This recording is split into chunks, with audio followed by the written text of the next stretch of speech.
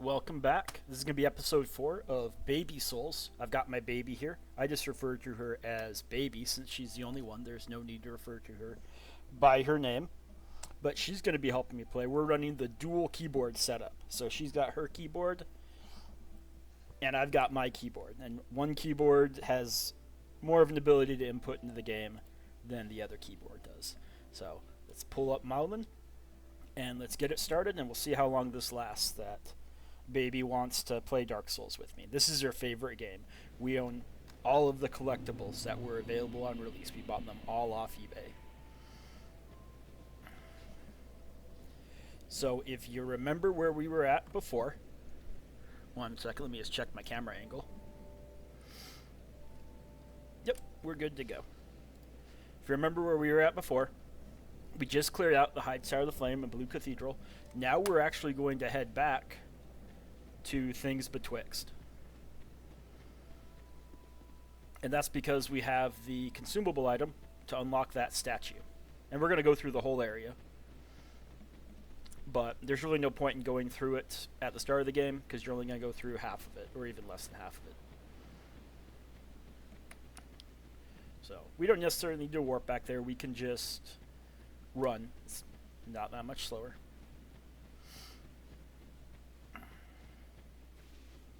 And we're going to be doing two things as we go through this area. One, we are going to be lighting all of these sconces. And then two, we are going to be unlocking this guy. So we use a Fragrant Branch of Yore. And he's just an enemy. Some of the petrified statues are NPCs, but if they look like this, they're just an enemy. So we've got him unlocked. And let's come back and let's light our torch, and we'll start going through. When we light all the sconces, we will get invaded by an NPC.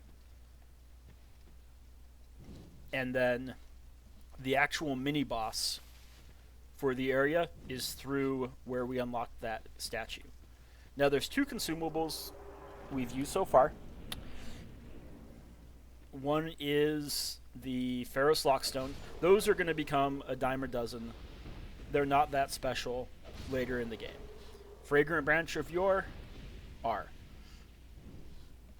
And that's because for every Pharos Lock and for every petrified statue, there's a one-to-one relationship between places to use them. The difference is, for the Pharos Lock, there's a ton of useless areas and useless locks that we're not going to mess with. Just the way it is, and then we accumulate lots of those. But for the Fragrant Branch of Yore, they're pretty much all very useful. Every single one, almost every single one, not every single one, but almost every single one has a useful item or area behind it. And so we tend to use those one for one, and we stay low on those for the bulk of the game.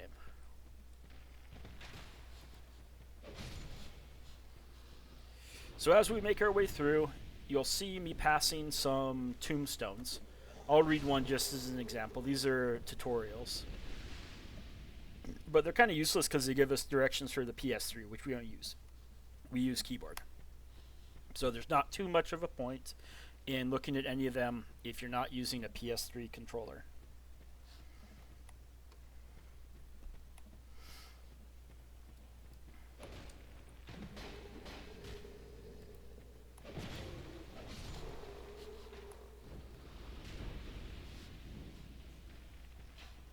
And so this is my baby's favorite game.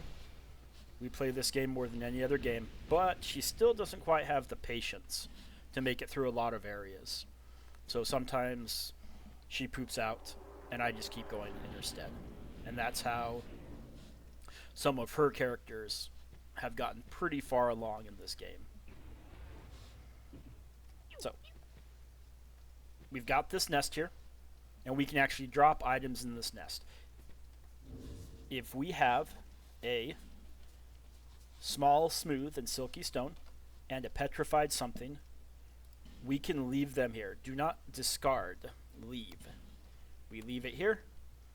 As we exit out, it's already spawned in the replacement item, and we got a bleed stone in exchange for that item. and they'll take an infinite number. But my understanding is those are the only items that they care about. It's not like Dark Souls Remastered, where you can give them like a ton of different items. Okay, we'll look at one more tutorial. Light sconces with the torch. Thank you.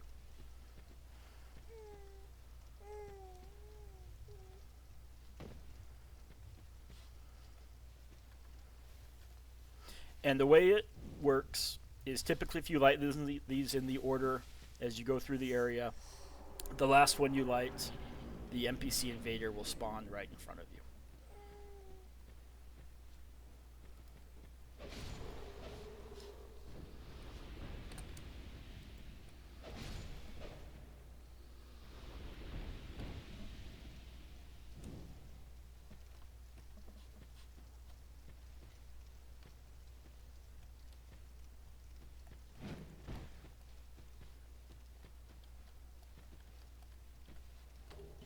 Come on, baby, help me play.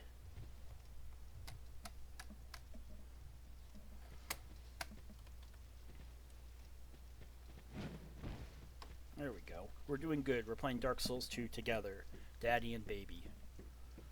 And I'm not hiding my baby's name. Like, my baby's name is Amalia Mercedes, but I just call her Baby, and it kind of bugs my wife because she thinks I should call her by her name, but I think we should call her by the name Baby.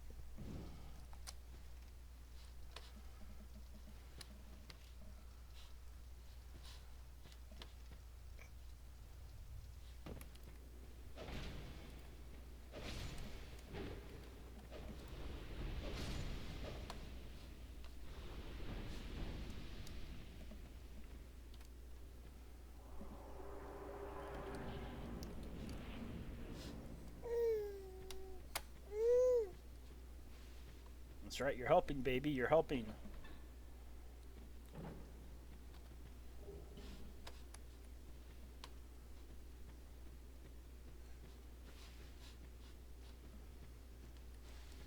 And if you're watching this video, you know that she didn't like drop on the ground because these are pre-recorded. I would just edit this out.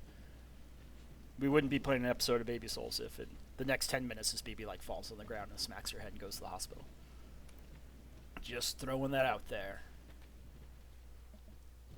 But she plays up here with me quite a bit. And so I'm not really too worried. Like when she was younger, she's 7 months old. When she was younger, she was kind of a squirmy little baby. But she settled down a fair amount.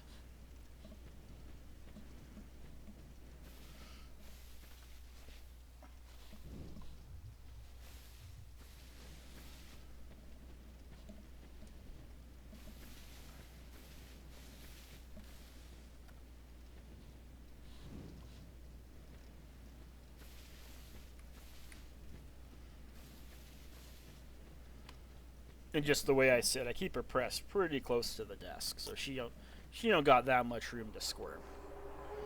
So here's the area where we unlocked the petrified statue. Enemies in here are a little tougher because it's just assumed that you come back with a slightly higher level.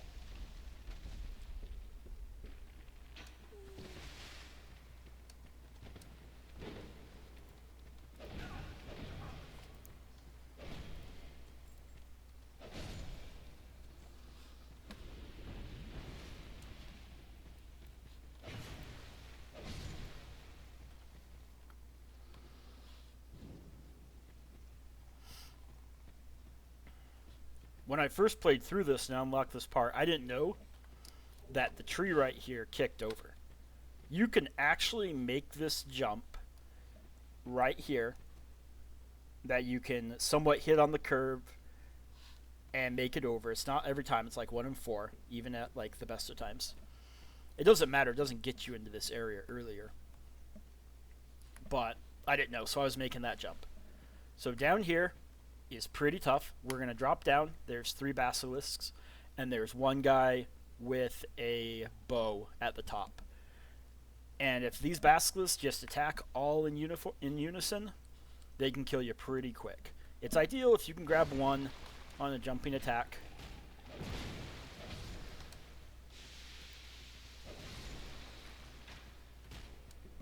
And then we can head up. But once again, it's dangerous because it's a small area. There's not many places for us to go to regen our stamina or to heal.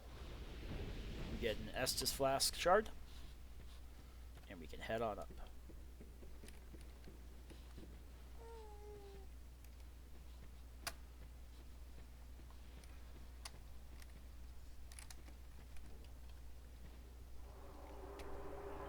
Nope, the mouse is mine. We only have one mouse, and it's mine.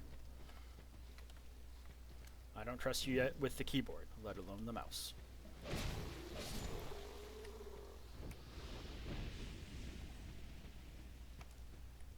And we got one more tree to kick over. So, everything in this area is now considered unlocked. And there's our invader right there. And we're gonna drop the torch.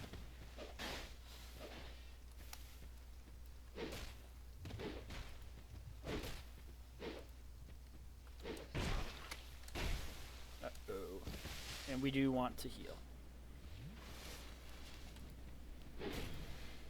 Sometimes we can just knock him off. One more swing, there we go. And he's dead. He's been banished.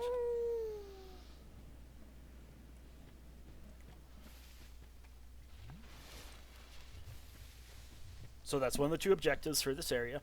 The other is we're going to make it back across the slug, and there is a pursuer to fight down here. There's also a little floating coffin down here, which doesn't mean much for the Scholar Edition, but it had some significance for the vanilla version of Dark Souls 2. Now we need to be careful, because as soon as we touch the sandbar, the pursuer will spawn in. But, nope, stick to your keyboard, baby. But, if we leave the sandbar, the pursuer spawns out. So we've got one ogre right there, and we've got one ogre right here. And fighting two ogres at once is pretty tough. They both aggro at the same time. Come on. But there's a cheese you can use. It's fairly well known that you can get one of them to fall off. And even if you can't get it to fall off, the second ogre doesn't like coming across this branch. So.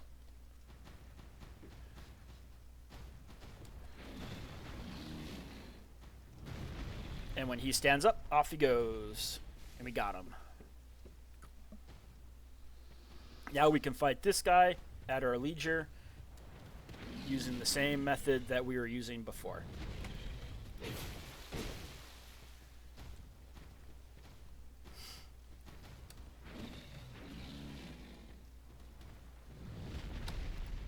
Alright, we got behind him. This just became a much easier fight. Oh, he doesn't want to sit down on us. That's fine. We can do this the old-fashioned way.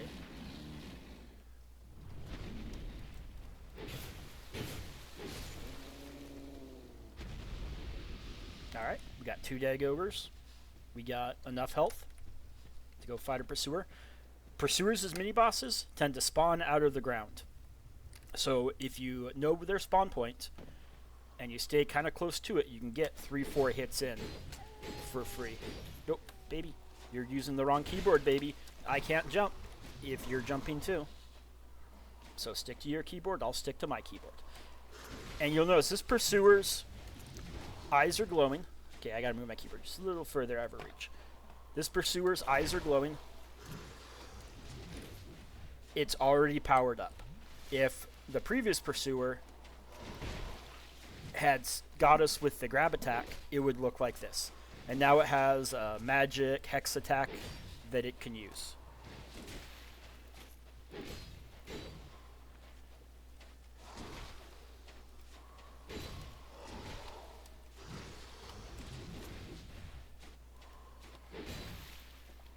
And I think this guy has a little more health too. Don't quote me on that.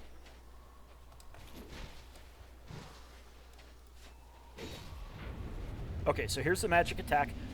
You can exploit this. Just get behind him, and you can attack away at him while he does that attack. And for the mini-bosses, pursuers, they drop a Twinkling Titanite, which is how you're going to upgrade a lot of the Titanite weapons.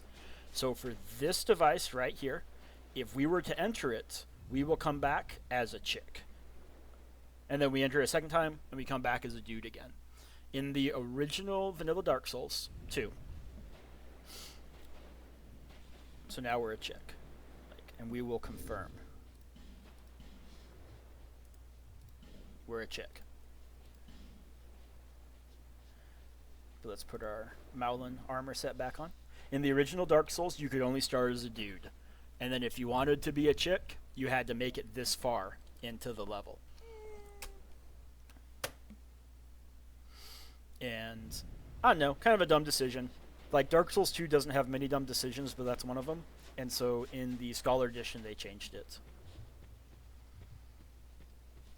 And now, we have cleared out this level, and we are done with things betwixt. The only reason to come back is to meet with the old ladies if we want to reconfigure our stats, which I don't think we're going to do.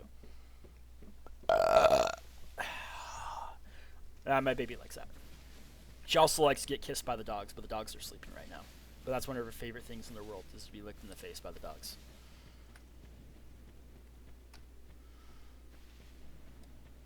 And I'm surprised we've made it this far already, because she is a smelly little baby. Like, her diaper needs to be changed. And Mom's not going to be back for, like, an hour plus. So I'm probably going to have to change this diaper. But as long as she's cool, like, we're playing Dark Souls, too.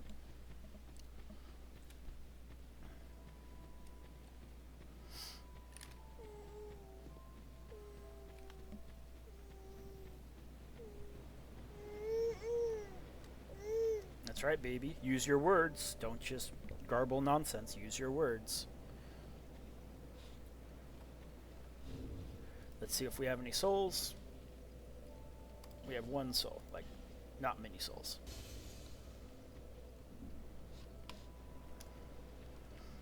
Is that a shard?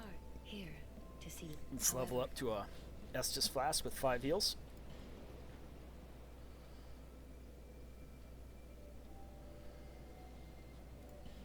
And let's try to get leveled up enough that we can use our Dranglaic sword. Okay, so now we've upgraded to the point where we can use it two-handed. The next area we're going to requires a torch. So we're still going to be using, for the most part, our fire longsword, but for the boss we'll be able to use the Dranglaic sword. So the Dranglaic sword upgrades with Twinkling Titanite. We only have one. The problem with Dark Souls 2 is weapons and armor that upgrade with Twinkling Titanite or Petrified Dragon Bones, and that's going to be like boss weapons and armor. There's not much of that to go around. So if you're going to upgrade, let's say we want to fight with this dagger.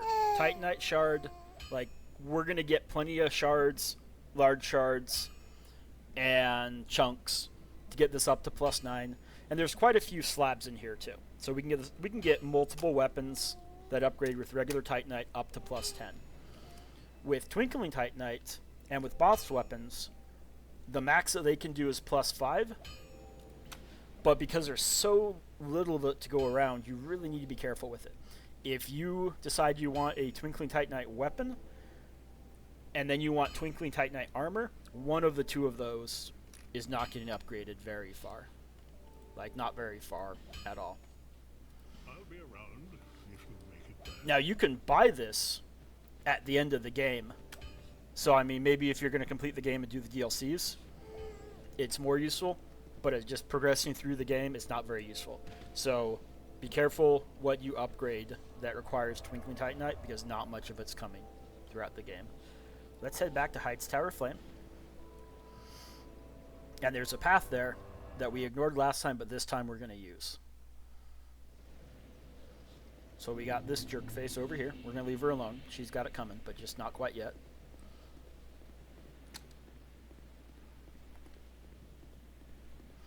And let's head over here.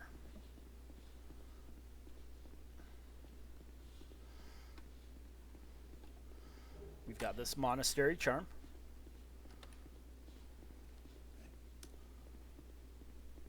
and this little tunnel area, I think it's called Hyde's Unseen Path.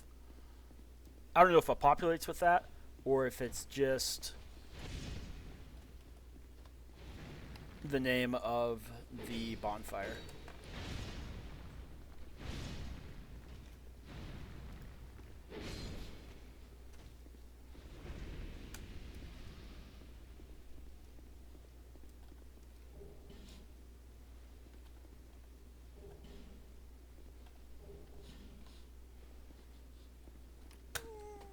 So I would just like to compliment Dranglaic on their ability to keep this whole area water free, because this is 100% below the water line, and there is not a leak in here. Like when they designed this game, they knew what to do to make sure that the water didn't get in here. I don't know, they used a lot of rubber, they caulked up everything, they did it right. Like, this is what you want to see when you're in a medieval dungeon underneath the water line. So we got one of these guys.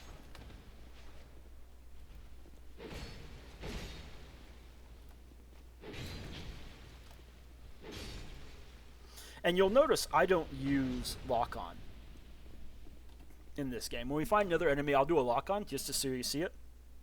Lock-on carries a pretty significant debuff. Like, there's some use to it in that typically your weapons strike the target, you don't miss very much, and as you walk around, you stay facing the enemy. The debuff is there's no more running, there's no more like rolling in too many angles away. Pretty much you can roll directly away, or you can roll in circles around the enemy, and then your stamina actually regens quite a bit slower. Baby's slipping a bit, we gotta keep you upright. Yeah, the Dark Souls 2 collectibles that we bought off eBay, these are our favorite toys.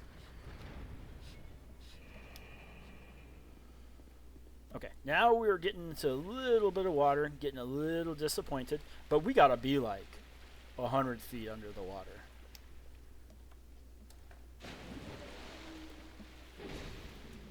I'm trying to remember the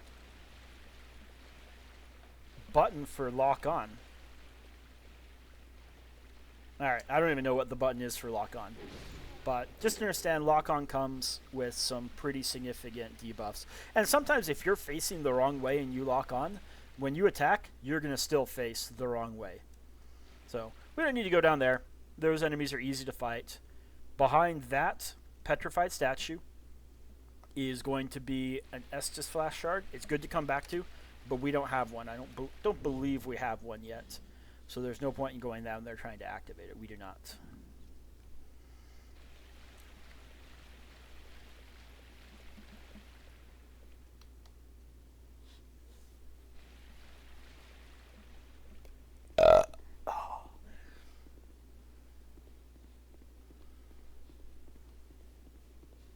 Baby. Nope. A restless baby gets your diaper changed because you smell extremely bad right now. So do you want to be a restless baby, or do you want to be a good baby?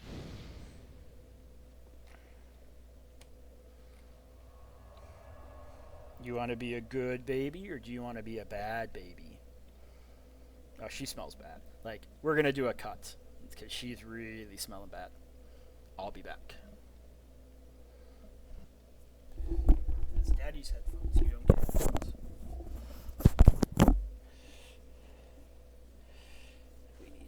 Scoot in closer.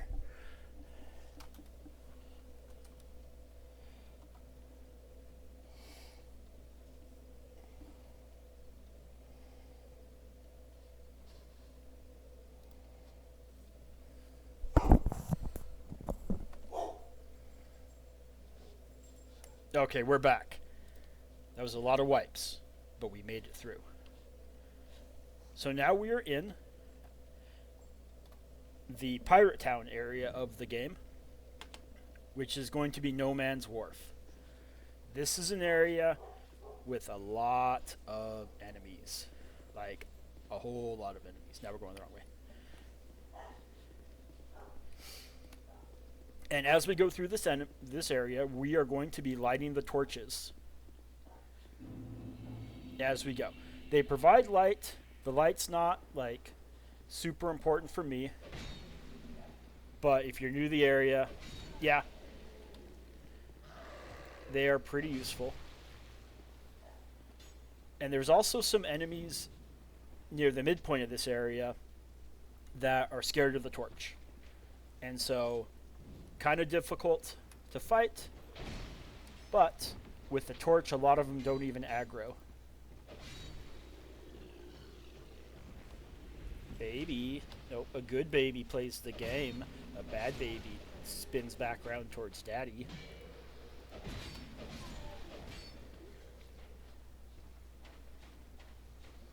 Let's get you a little bit closer, a little bit less room to twist in my lap.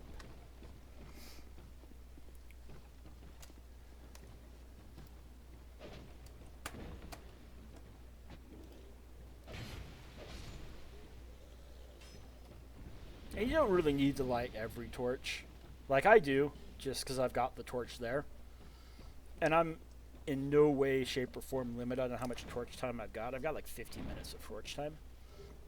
But you can run through, you can light one torch, run through, clear a bunch of enemies if you want to use a shield or you want to use a two-hand weapon.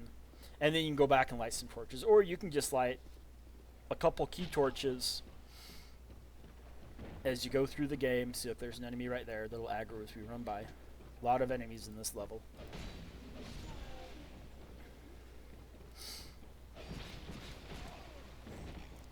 And you do want to be careful because most of the planks that we walk on, we can roll off on and die. A lot of insta-death areas in this game. I hope a good baby plays on her keyboard. A good baby plays on her keyboard. So if we come down for this, if I were to roll in the water, it would extinguish our torch. We would need to make it back to a sconce or the bonfire to light our torch. So here we got a little gank squad coming through.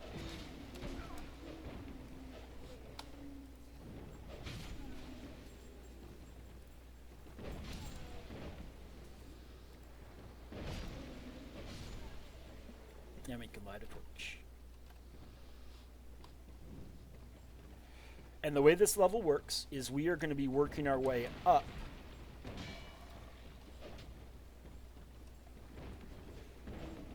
And there's a bell that we need to ring at the very end. Technically, we could ring the bell with a bow and arrow, but then we need to unlock a shortcut to get to the other side either way. So, we're going to roll away. Alright, we didn't roll away. We got caught somehow, and we died. This happens a lot.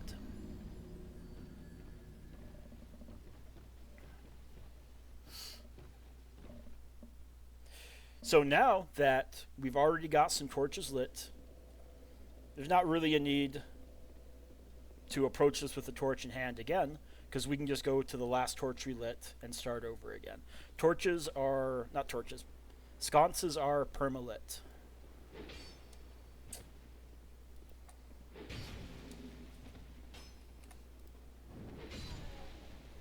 When I played through this level the first time, I despawned basically every enemy in the first half of this level. That's how many times I went through it to actually make it through. And the level does become easier as you go through. Because, let's say I'm only fighting half of these enemies. Well, I'm not wasting Estus flasks. And I'm not wasting life gems on the enemies I no longer need to fight. Baby. Nope, a bad baby twists in daddy's lap.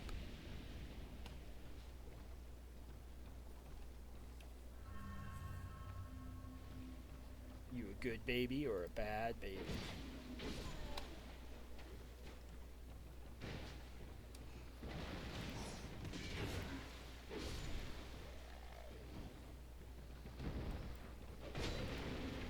So this is dangerous. We need to get out of here.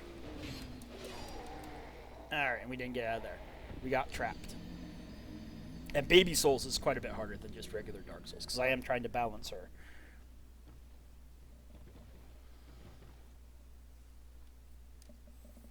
Alright, baby, let's buckle down. We need to do this. Oh, let's consume a human effigy as well to get our human-like appearance back. Technically, if we wanted the last little bit of health, we could rest at the bonfire. It's just not that big of a deal. Alright, we can do this, baby.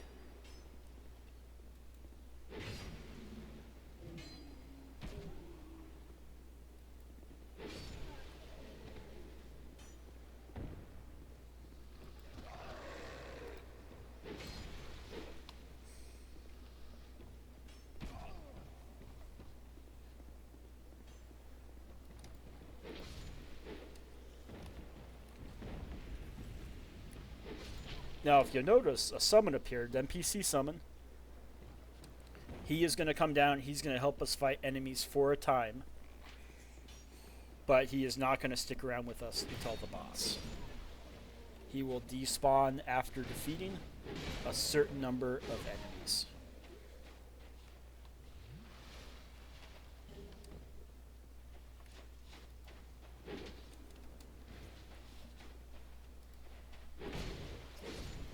I think that's the guy who fell down from there. No, baby. A bad baby cries during Dark Souls 2 time. A good baby plays with her keyboard. Stand you up, scoot you in. You can play with your keyboard. Let's go get our souls. And we'll just not go into that little trap right there.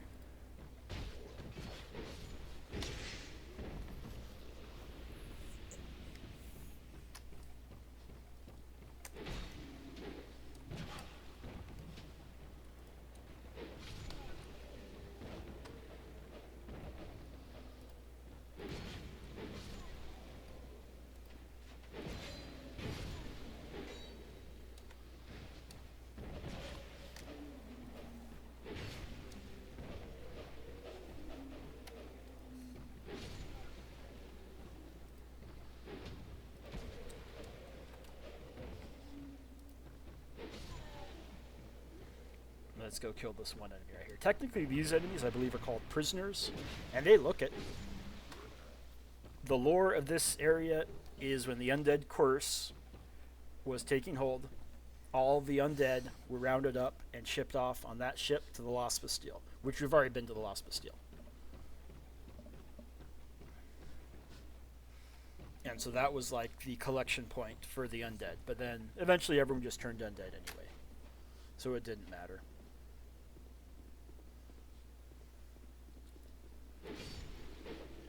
Okay, so now that we've progressed past the point of our last torch, we'll relight the torch. And we'll head back in with our one-hand weapon. Baby.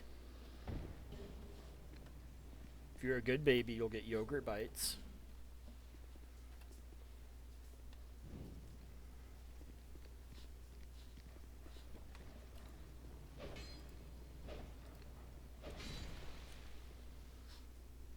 So this area right here was more significant in Dark Souls Vanilla. It used to be that once you unlocked a shortcut on the other side of this area, you didn't have to climb all the way to the top and bottom. In Scholar, they made a much quicker shortcut. So this area technically has 2 shortcuts. Baby. Let's talk to the NPC. I don't know things. Blah, blah, blah, blah, blah, blah, blah, blah, blah. She's Lucatile. People like her. She's supposed to be like the Solaire of this game, but she's not nearly as good as Solaire. The way NPCs work in this game is a lot of times it's like, don't talk to me, I don't like you. Okay, you talk to me one more time, let me tell you my whole life story. If we summon her for bosses, then she'll be our friend and we can complete her quest line. If we don't summon her for bosses, she eventually invades us, and we have to take her out, and then she just disappears from the game.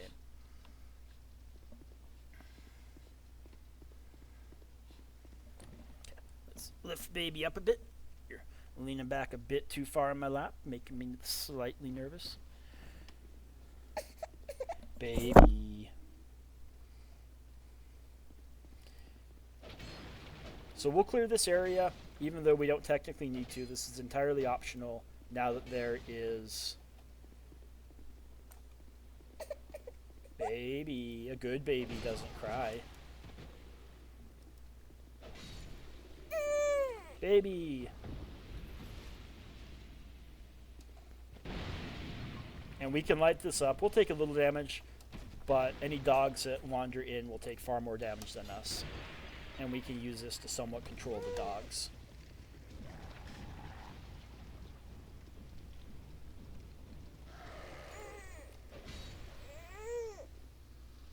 There we go. Got some dogs down.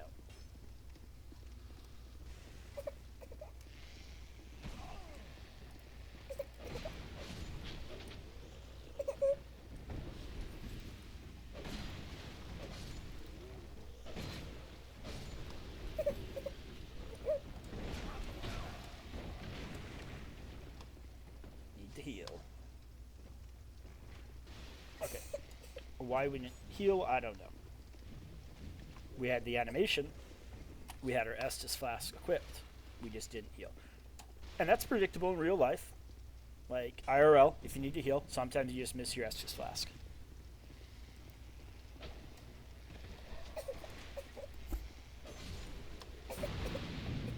Uh-oh.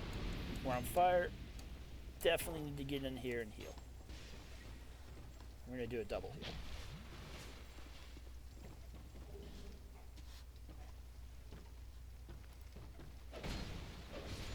So, kind of a costly area to go through. A lot of people skip it. There's an item that you can drop down to from a roof if you come out here. There's nothing really that important in this area, though.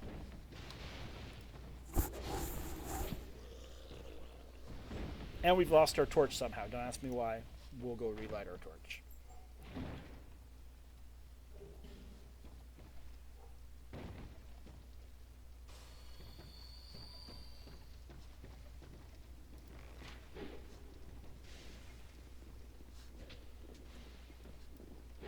Did he drop down? Yeah, he dropped down. So this is where the original shortcut was. That if we went all the way to the top, rang the bell, and came halfway back down, we have the shortcut to get back to the other side.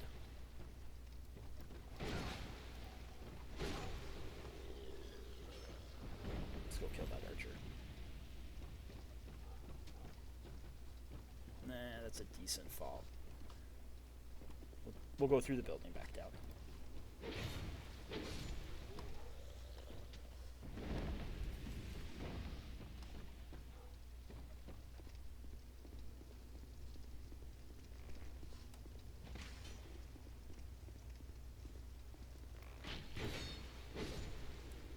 So for this Ferrous Lockstone, we're going to say no.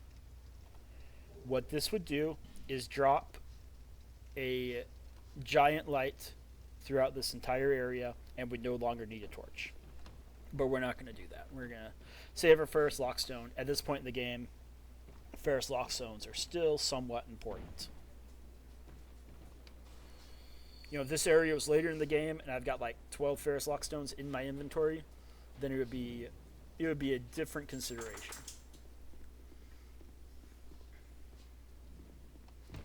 So, still more enemies. Like I said, this area has a ton of enemies.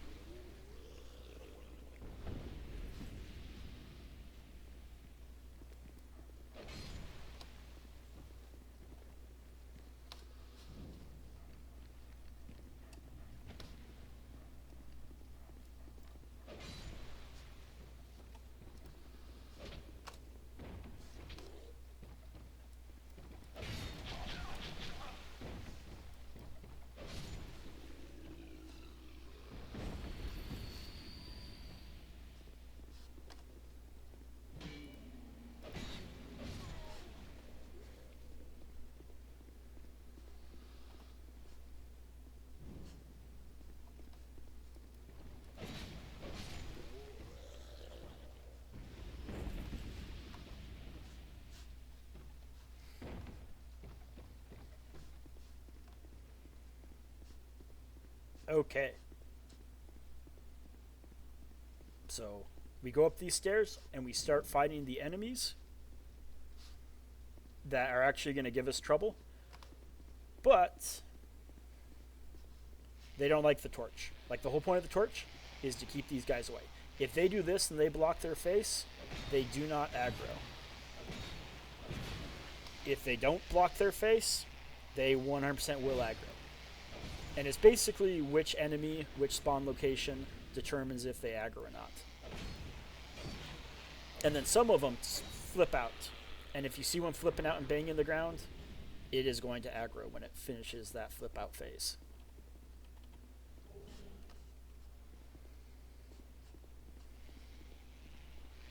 Let's just kill this guy right here before we head in there, just so he doesn't, by chance, come in behind us. In here, there's going to be a couple of chests. Really good weapon.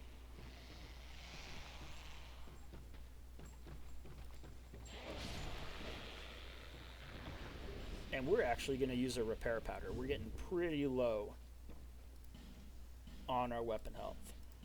Repair powder's kind of scarce this early in the game. Later in the game, you can just buy them in an unlimited amount from the merchant. Okay, so you notice this guy doesn't cover his face. Neither of these guys cover their face. So they are 100% going to aggro on us. And we're going to stretch them out a bit. And these guys will bleed you. You got to be careful. 2 hits in this armor, they will bleed you.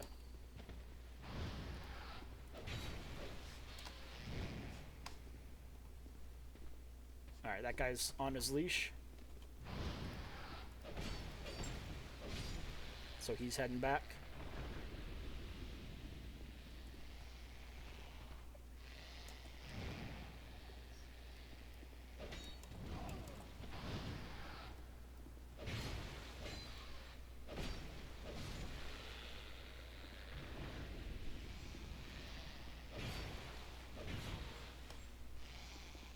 We're just getting too close to that ledge. You do not want to fall off. We're just going to leave that guy there.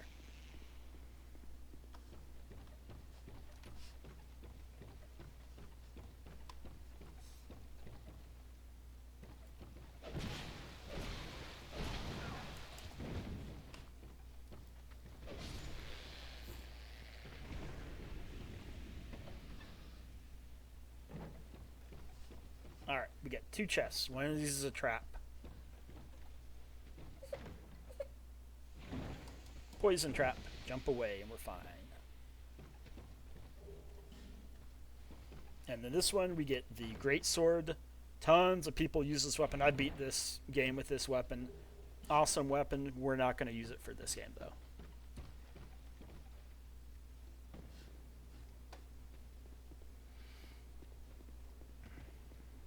And then we're almost to the top.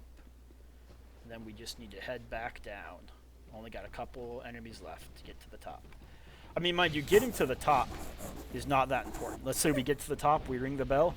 If we don't unlock a shortcut, it doesn't really matter. We're coming all the way back up. Baby, baby, who's playing your favorite game? Who's playing Dark Souls 2? Yeah. Who's playing Dark Souls 2? Baby. Who's got her keyboard to help Daddy play Dark Souls 2? Alright, I think your patience is running pretty close to the end. We'll ring the bell, and then Baby may have to go for a nap. Baby.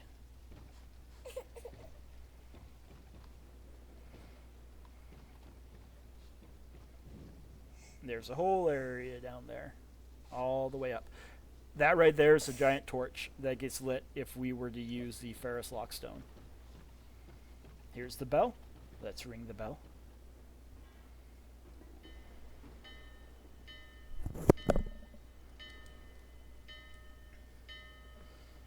And you can see the ship pull into the harbor. We still have no access to the ship, though.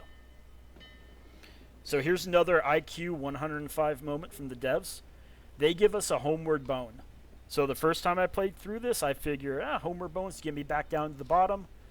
when the ship pulls in, we have the ability to access ship. You do not. You still need to continue down. Ignore that homeward bone. Like 110% ignore that homeward bone. We got these bad boys down here. There's no items, so we're just going to avoid them. No need to fight them. We've already fought like 80 different enemies.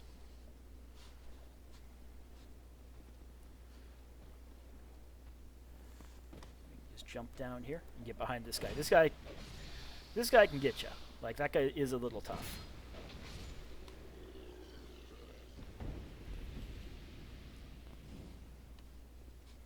So, some people don't like Pirate Town. I'm cool with it. Like, I think this is a good level. It's not that confusing. It's up takes you one way, down takes you the other way. But there are just a lot of enemies here. Alright, so we did get bleed.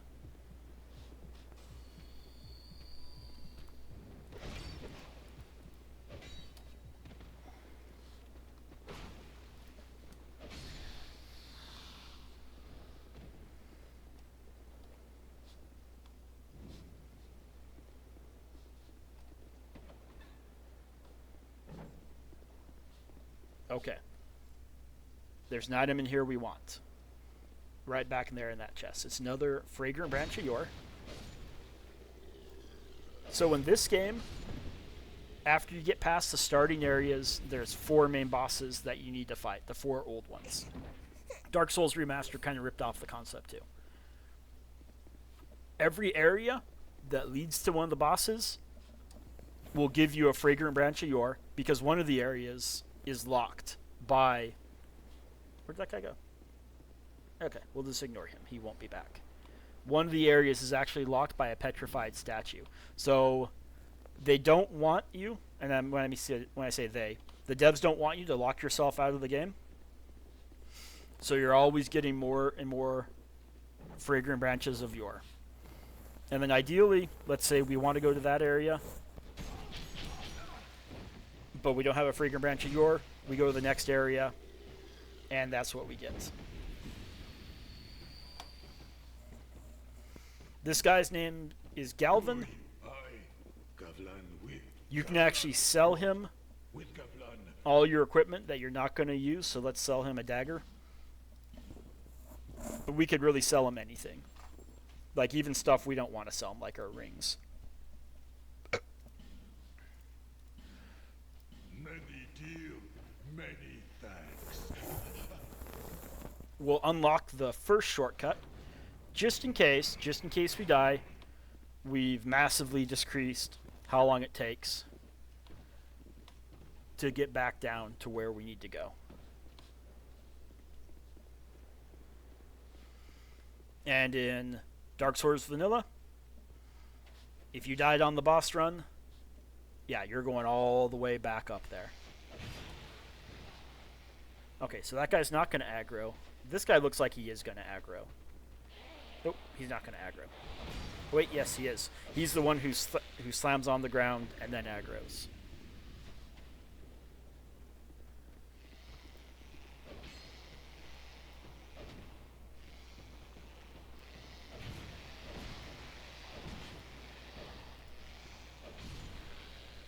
Okay, so we're at the boat right here. But we're going to unlock the shorter of the 2 shortcuts. Do I really worry about fighting the boss, Flexile Sentry? No. But for the purpose of the walkthrough, we'll unlock the shortcut.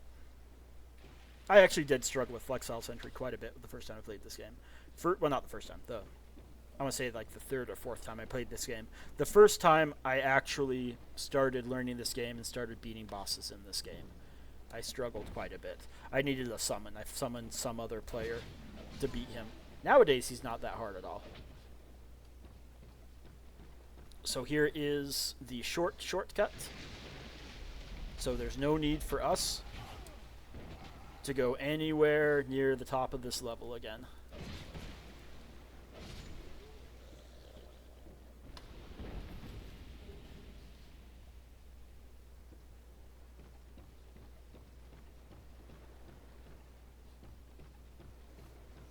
Man, we've got an NPC summon. It's Lucatiel. Once again, if you want Lucretiel to complete her quest line, you need to summon her to fight bosses. If you don't summon her, I think it's twice, then she will invade you, and you have to fight her at a certain point in the game, then she'll just disappear from the game. And then we've got one NPC over here. He's just going to insult us. He is the magician. I see light. I am Carillion, and I've no interest in the magic impaired. Yeah, that's kind of rude. But if we approach him, if we have more intelligence, he will actually relocate to Majula and teach us magic.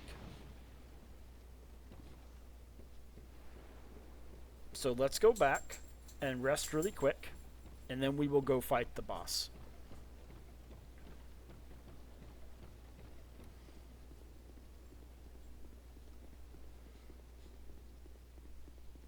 And since we're no longer needing the torch, we can switch over to our new main weapon that we couldn't wield yet one-handed. Someone's getting a bit tired. Someone getting a bit tired. Play some Dark Souls 2 and you won't get tired. Come on, baby. We can make it to the boss. We've done this before.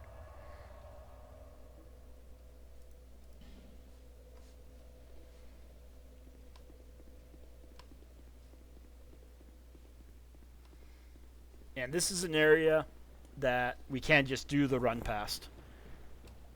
There's enough distractions at the boat to where we're probably not going to get caught in the fog wall with all these enemies that are going to be following us that we aggro. And enemies in Dark Souls 2 will follow for a very long time. Baby, who's going to help me fight Flexile Sentry? A good baby helps daddy fight Flexile Sentry. A bad baby goes to sleep. We're going to run past these enemies too. Screw them. Baby. Alright. Alright, you're going to help me fight Flexile Sentry, and then we're going to put you into the bed for a nap. So this guy, he's got 2 upper bodies. It's easier to fight the mace side than it is to fight the sword side. And then as we fight him, the water will slowly rise. Right now, we're pretty much at full movement speed, if not at full movement speed. But if we were to take a long time to fight this boss, then we would have encumbered movement speed based on the water.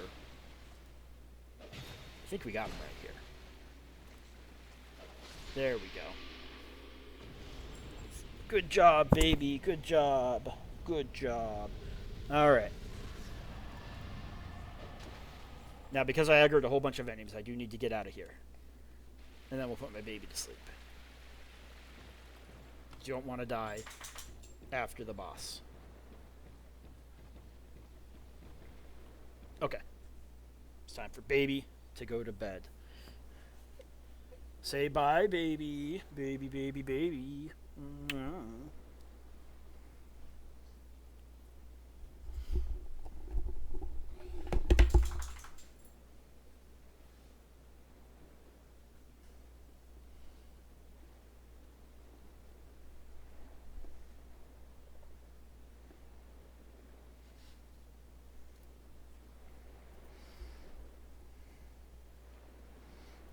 And I'm back. Baby is in her bed sleeping with her toys. With her Dark Souls 2 collectible figurine toy.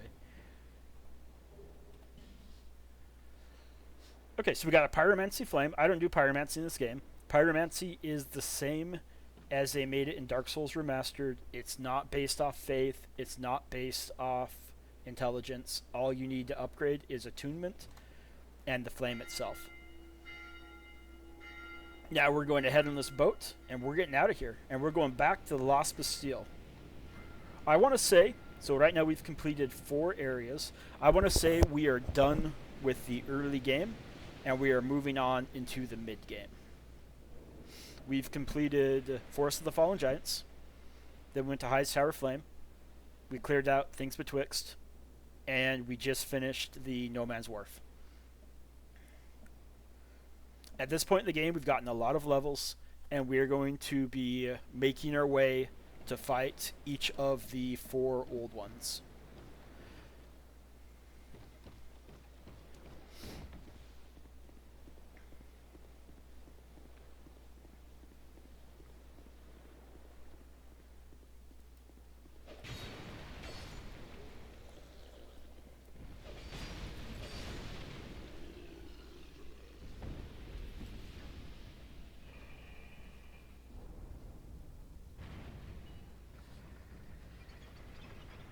So we made our way over to No Man's Wharf from Force of the Fallen Giants by riding the bird. And now we've gone here from No Man's Wharf. Both places start us on the lower level, and both places give us the ability to fight our way to the top. It doesn't matter really which way you go. And both of these paths through the Lost Bastille, they will link up eventually. Let's go get here one item. It's not important, but we're still going to get it. And in Dark Souls, this is a very common thing of riding an elevator down in a slightly different fashion, or activating an elevator to go one direction and then waiting. And when the elevator is done, you can use it to go a different direction. This is how they hide areas sometimes. I want to credit Yui Tanamura with this idea right here, and it's spread off to the other Souls games. Look how beautiful Mowlin is. Like nobody in Majula, let me face this way, nobody in Majula knows what happened. They all think we're him. And if at any point in time they change their minds, they may aggro on us. Like, we gotta be careful about that.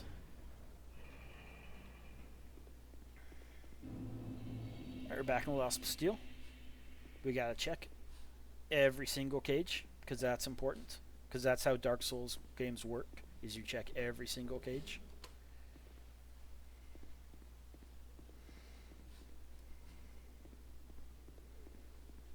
And we found a bonfire. Let's head back to Majula and let's level up.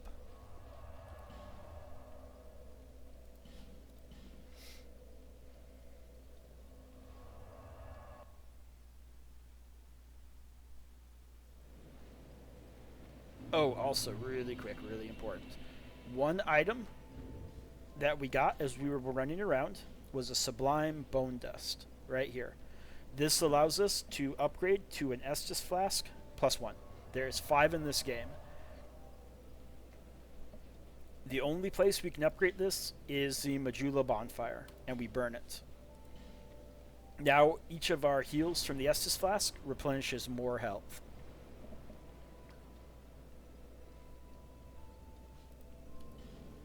For the Sublime Bone Dust, we'll get one of those for each of the paths we go out in the mid-game, and then we'll get one at Drangleic Castle, really the end of the mid-game. Hold up. Let's see if we have any souls. We gotta have some souls after going through No Man's Wharf.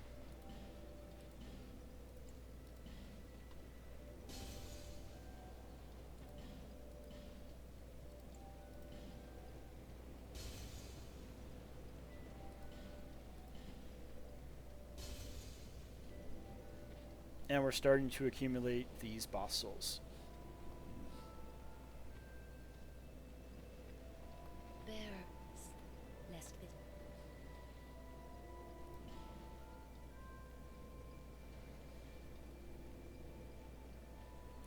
Now we could continue working towards 25 strength, but the next area that we need a torch is pretty far off, so there's no need for us to dump into strength right now. We're going to dump more into vigor and max out our health. And what's nice about wearing Mowlin's armor set is this light armor, we don't need all that much weight load. And then swinging a medium-sized sword, we don't need a ton of stamina. So we can dump all our points into adaptability and vigor.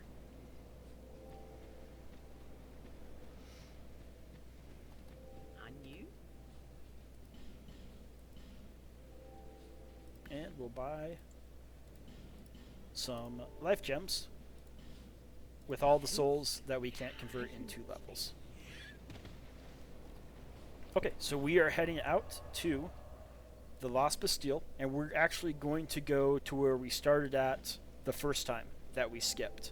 Now we're going to be clearing this area both ways all the way to the top. Let me check on the time. Yeah, we're going to finish off this episode, and we'll pick up back up with episode 5 in a little bit. Thanks for watching.